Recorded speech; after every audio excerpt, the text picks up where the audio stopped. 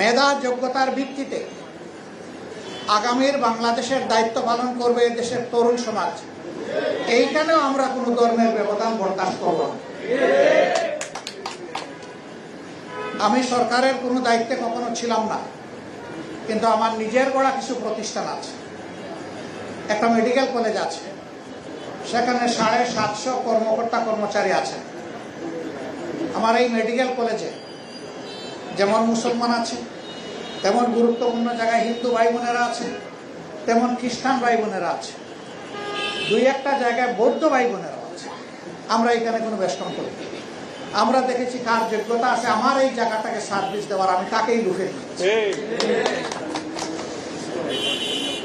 আমি জামাতে ইসলামের আমির। অনেকে বলে যে আপনার প্রতিষ্ঠানে আসলেই কি এইরকম? আমি বলে যে গিয়ে একটু দেখে আসি। আমার মুখের কথা আপনার বিশ্বাস করার প্রয়োজন নেই, ওখানে যান, ওখানে গিয়ে আপনি দেখে আসেন বাস্তবে কি আছে। এর মাধ্যমে আমি আমার মেডিকেল কলেজটাকে একটা ছোট বাংলাদেশ বানানোর চেষ্টা করছি। এইরকমই হবে বাংলাদেশ। একটা হসপিটাল আছে, তার সাথে 750 বেডের। সেখানে তো আমরা জিজ্ঞেস করি না যে আপনি কোন ধর্মের, আমার এখানে চিকিৎসা নিতে এসেছেন। তাহলে চাকরি দেওয়ার ক্ষেত্রে আমি জিজ্ঞেস করবো কেন যে আপনি কোন ধর্মের, আমার এখানে চাকরি করতে এসেছেন? এ মাটি আমাদের সকলের। দ্বিতীয় একটি কথা, এটার কবর রচনা হোক আমি চাই। এটি হচ্ছে সংখ্যাগুরু এবং সংখ্যালঘু। সংখ্যাগুরু আর সংখ্যালঘু এ দেশের সকল নাগরিক সমান অধিকার ভোগ করবে। একটা স্লোগান দিয়ে আমাদের মধ্যে হিংসা, হানাহানি এবং রাজনৈতিক ফায়দা লুটার চেষ্টা হয়েছে যুগের পর যুগ।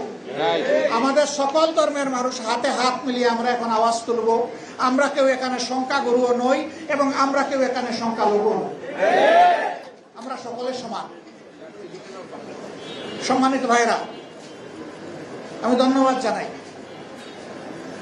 আমার এই বন্ধু। তিনি বলেছেন যে কোথাও জামাতে ইসলামী এবং ইসলামী ছাত্র শিবিরের কোনো মানুষের বিরুদ্ধে লুটতরাজ, ভাঙচুর, অগ্নিসংযোগ, চাঁদাবাজির কোনো অভিযোগ উনি জানেন না। আমি বলবো আপনি জানেন না ভালো, কিন্তু যদি কোথাও জানেন আমাদেরকে একটু বলবেন, আমরা কি করি একটু দেখবেন। আমরা এই ধরনের কোনো অসততাকে, দুর্বৃত্তপনাকে আমরা কখনো প্রশ্রয় দেই না। কাজেই এই কাজের জন্য কাউকে আমাদের বহিষ্কার করার প্রয়োজন হয় না। যেহেতু এখানে তৈরি হয় না এই ধরনের এলিমেন্ট, বহিষ্কার করবো কেন? দরকার তো নাই আমার। এই আঙ্গিনাকে আমরা পরিচ্ছন্ন রাখতে চাই। আমি শুধু আমাদের কথা বলছি না, আমি বলবো যারাই রাজনীতি করবেন মেহেরবানি করে একটা রাজকীয় মন নিয়ে আসেন। ফকিরের মন নিয়ে রাজনীতিতে আসার কোনো প্রয়োজন নেই।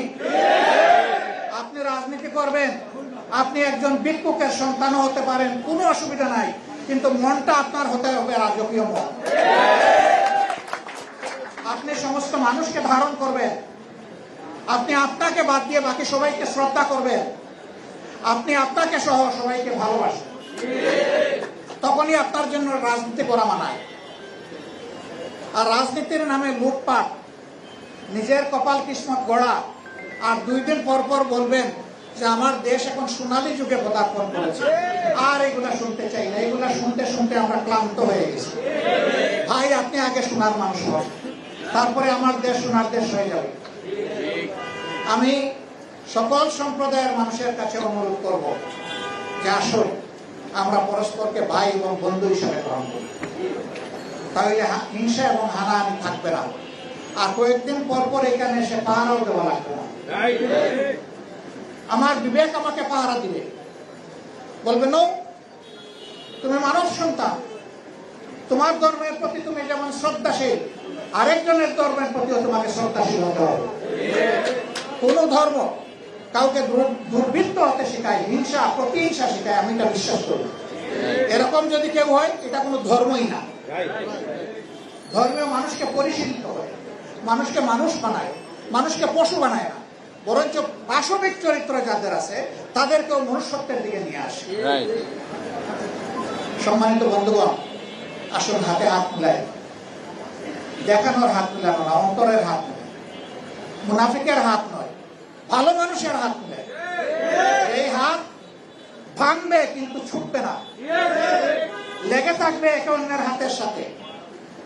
যদি কোনো দুঃখ আসে সকলে মিলে এই দুঃখ বরণ করে নেব, যদি কোনো সুখ আসে তাও ভাগাভাগি করে নেব, সুখ দুঃখের আমরা সমান অংশীদার হব।